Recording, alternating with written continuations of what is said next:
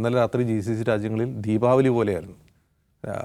ദോഹയിലൊക്കെ അർദ്ധരാത്രി ഒരു 2 മണി മുതൽ 3 മണി വരെ ധാരാളം മിസൈലുകൾ വരികയും അതിന് ഇന്റർസെപ്റ്റ് ചെയ്യുകയും ചെയ്തിട്ടുണ്ട്. ശബ്ദമുഖരിതമായിരുന്നാണ്. ഇന്നലെ രാത്രി ഉറങ്ങാൻ പറ്റിയിട്ടില്ല ആർക്കും. അപ്പോൾ പെഷസ്കിയാൻ പറയുന്നത് എന്തുകൊണ്ട്? പെഷസ്കിയാൻ കുറേ കൂടി ഒരു അന്താരാഷ്ട്ര സമ്മർദ്ദത്തെ കുറയ്ക്കാനാണ്. അദ്ദേഹം ഒരു ഡിപ്ലോമാറ്റ് കൂടിയാണല്ലോ. അപ്പോൾ അന്താരാഷ്ട്ര സമ്മർദ്ദത്തെ കുറയ്ക്കുക, GCC രാജ്യങ്ങളെ പിണക്കാതിരിക്കുക, അങ്ങനെ ഒരു ലൈനിൽ പറഞ്ഞായിരിക്കും. പക്ഷെ അതല്ല ഗാർഡിയൻ റവല്യൂഷണറി ഗാർഡ്സിൻ്റെ നിലപാട്. റവല്യൂഷണറി ഗാർഡ്സ് എന്താണോ അവർ ചരിത്രപരമായി അവർ ആൻറ്റിസിപ്പേറ്റ് ചെയ്ത് എന്താണോ ആ ദിനം വന്നിരിക്കുന്നു, ആ ദിവസം വന്നിരിക്കുന്നു, ഇനി ഉണർന്ന് പ്രവർത്തിക്കുക എന്നുള്ളതാണ്. അവരത് ചെയ്തുകൊണ്ടിരിക്കുകയാണ്. മറ്റൊരു കാര്യം, ചൈനയുടെയും ജിമ്മി പറഞ്ഞല്ലോ, ചൈനയുടെയും റഷ്യയുടെയും സഹായം.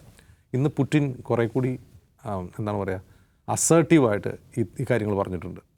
പുടിൻ പറയുന്നത് ഇറാൻ ഒറ്റയ്ക്കല്ല, ഇറാൻ ഞങ്ങളുടെ പഴയ ചങ്ങാതി രാഷ്ട്രമാണ്, ഞങ്ങൾ അവർക്കുള്ള സഹായം തുടരും. അത് നേരത്തെ ഉണ്ടായിരുന്നു, ഇനിയും തുടരുമെന്ന് പുടിൻ വളരെ അസേർട്ടീവായിട്ട് പറയുന്നുണ്ട്. അതിനർത്ഥം റഷ്യയോ ചൈനയോ നേരിട്ടിറങ്ങി കളിക്കുക എന്നുള്ളതല്ല, റഷ്യയുടെയും ചൈനയുടെയും പിന്തുണ, ആ പിന്തുണയോട് തന്നെയാണ് ഇറാൻ യുദ്ധം ചെയ്യുന്നത്. ഇനി മൂന്നാമത്തെ ഒരു കാര്യം, നമ്മളിപ്പോൾ മാധ്യമങ്ങളിലൂടെ കാണുന്ന ഒരു കാഷ്വാലിറ്റി അല്ല യഥാർത്ഥത്തിൽ ഇറാനിലും ഉള്ളത്, ഇസ്രായേലിലും ഉള്ളത്. ഇറാനിലും കുറേ അധികം ആളുകൾ മരിച്ചിട്ടുണ്ട്.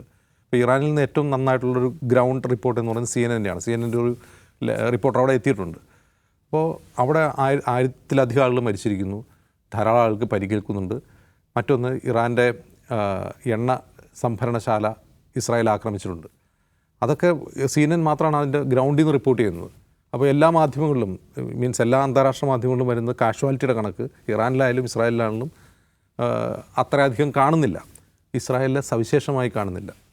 ഇസ്രായേലിനെ സംബന്ധിച്ച് ഇസ്രായേലിൽ ഇന്നലെ രാത്രി പലയിടങ്ങളിലായിട്ട് മിസൈലുകൾ പതിച്ചിട്ടുണ്ട്. അപ്പോൾ അവിടെ നിന്ന് നമുക്ക് ആകെ ലഭിക്കുന്ന വിവരം, കാഷ്വാലിറ്റി സംബന്ധിച്ച് ആകെ ലഭിക്കുന്ന വിവരം, ഇസ്രായേലിൻ്റെ ഔദ്യോഗികമായ ആംബുലൻസ് ഏജൻസി ഉണ്ട്, അവരുടെ ട്വിറ്റർ ഫീഡിൽ എന്ത് ചെയ്യുന്നു, ഇന്ന സ്ഥലത്ത് ഞങ്ങളിന്ന് പോയി, ഇന്നൊരാൾ മരിച്ചിട്ടുണ്ട് എന്നുള്ള വിവരങ്ങൾ കൊടുക്കുന്നുണ്ട്.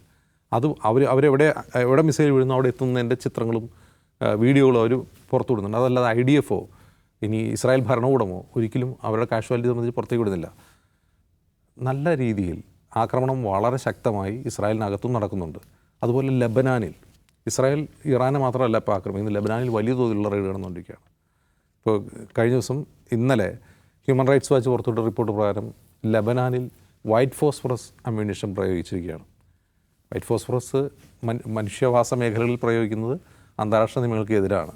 പക്ഷേ ഇസ്രായേൽ ഗസയിൽ ചെയ്തതുപോലെ തന്നെ ലെബനാനിലും ചെയ്തുകൊണ്ടിരിക്കുകയാണ്.